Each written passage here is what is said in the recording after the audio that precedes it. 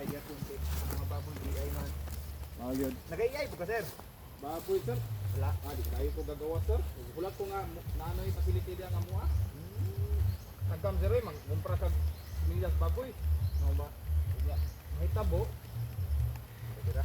Hospital ka. Nya, kuan. Di mabuntis, balik-balik ka. Ah, kapay kayo eh. Kapal. Akong pangalan ba? Okay ko din ta sir. Okay lang ka nang amuha ang similya kay di kay kumadakan sa gasto. Ako mo mga pital.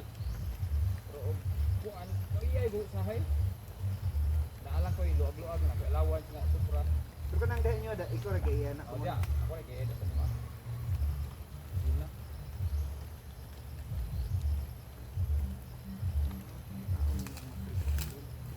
Oo.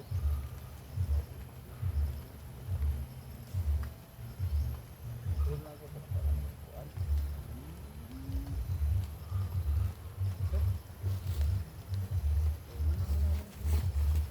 Relax na relax.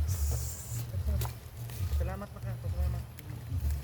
Okay, natambalan na yung uwag. Muna. Wala ba yung mga kuwanan ni sir, mga ikuan lang sa minimize. Kaya naka-feed sa kuwan ni sir? Kailan na sir, buhay na sir. Oo. Ang imuha lang kailan na sir. Kasakaran sa kabaw may mo advice nga dili sa padaruhon. Ang kabaw ay kaning baka di may. Oo. Pag gusto ning baka. Oo. Ang kuan po ni man sir, di lang siya magkuan, di lang siya bulad init. Okay. Landong Landong may area dire, nang lanig kuan. Oo. Landong mo nun rin.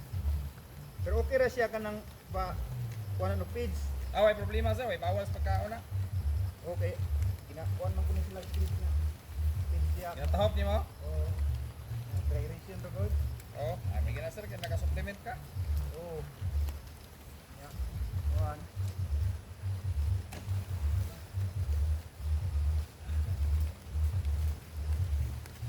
Oo.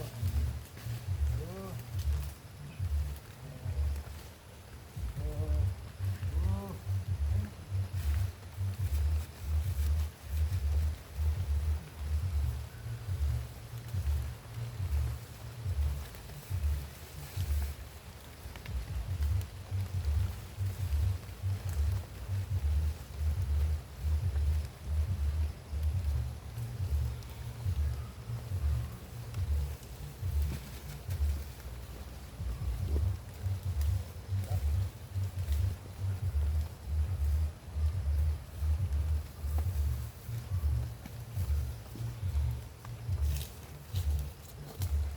Kapag may lawas ng baka, pang breeding ang lawas pa. Hindi tambok, bayat. Oo, may gwapo. Maintenance lawas. Kaya ang kasakaran mo problema sir, tambok kayo ay siguro. Kana. Ano kung kalaban sa tambok yung baka, lisod, ibang lisod. Pero mauram gyud sa inyo sino kung malimbawa kuan. Oo, Mabalik mo ng 20 days. paano taron sir? Sige sir, 20, ano? 24, 24, 4, 14, 15. Isa 15 pohon. Hindi. Ayan. Kasi dagan natin sa 15 pohon. So, di siya mamuhat. Saktungan siyang anak. Hayag na. Come on. Nya, ika 42 days na po niya. Baboy gyapon.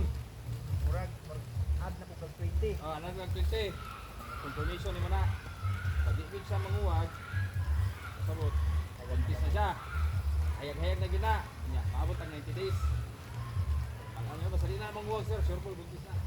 90 days maklaro man. Usually sir, 90 days, ang ginabuhat na mo, ginagsita na ko na sa farm. Tawag lang ko, gusto na ipakuot ang baka. Uto na kong baka, bala na kong buntis. Anong puto man sir? Magunita naman ako ang sulod, kung nanay sulod na wala. Ano ba? Pero dili pa sila man sa Dili. Malay sa ganang ginabuhat sa mga kuhan, sa mga farm. nagkong na farm. Kaya, Ah. siyempre, ang panahon lang sir ba? Oo. Sayang man.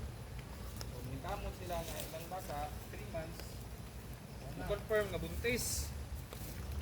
Oo. Minsan may mga kuan sir sign kung pura kanang no, uwag na sila no. Oh, ngalan rin mo sir, buwag yan sir. Kaniti lang anak niya. Ano yung timailan sir? Takba kaya ng anak. Para malipay na ka nga. Huwag di na mo takba sa 21 days. Ikan karon pizza 15 sir. December 15. Ayan sa ginawa sir, ngiyatan. Anak lagi sir. Anak lagi na ito Kaya EI di man gyud 100% buntis. Naay yung mga panahon nga di gyud mo buntis. Pero kasagaran gyud lang sir. Timing lang ang EI. Ano ka pag sa kalputa kag EI ang imong baka, ang anak niya di ka magmahay. Masulta yung dakok yun. Sa phone sir kay kaluyan eh. Okay sir.